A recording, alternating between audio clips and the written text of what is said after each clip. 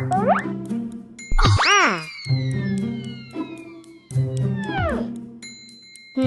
Huh?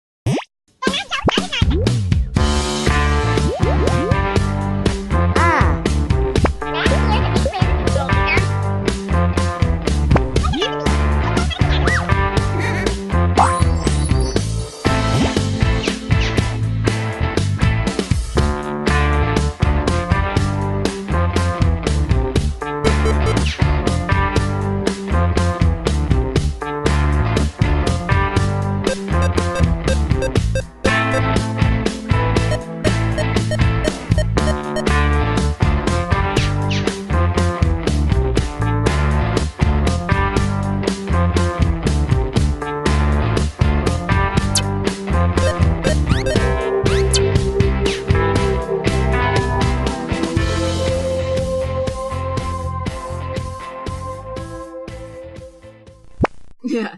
Oh.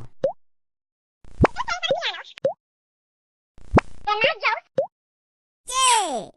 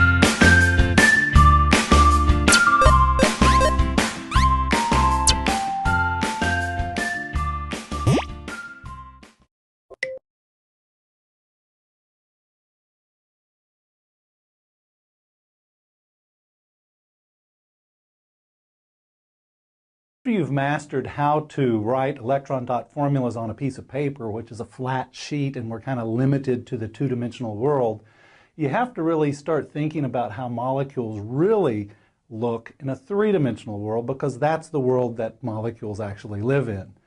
The simplest model for modeling this type of behavior, and it actually works rather well, is called the valence shell electron pair repulsion theory. And the name's probably scarier than it actually is as far as it works. We often just call it the VSEPR theory, and then we kind of just say it all together, VSEPR theory. So you'll hear me say VSEPR theory from now on when I mean the previous.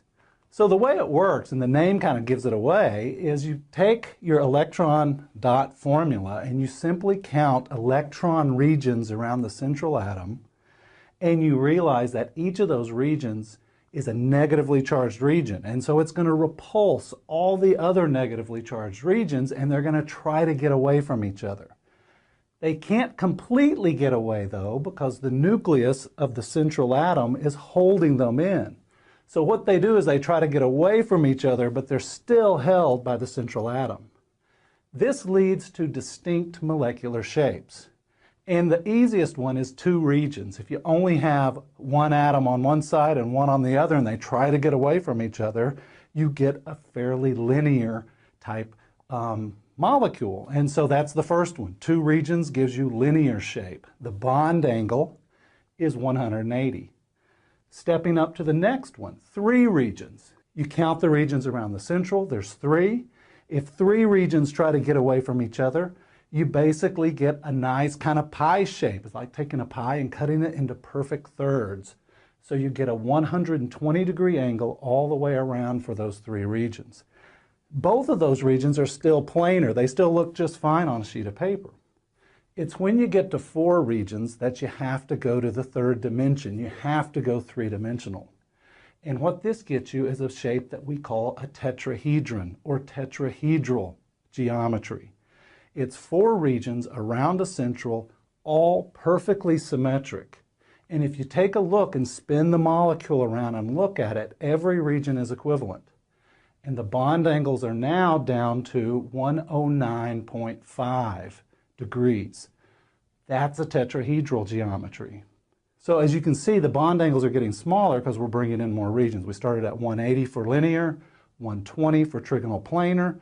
Now we're down to 109.5 for tetrahedral. So that really sums up most of what we will use, especially in organic chemistry.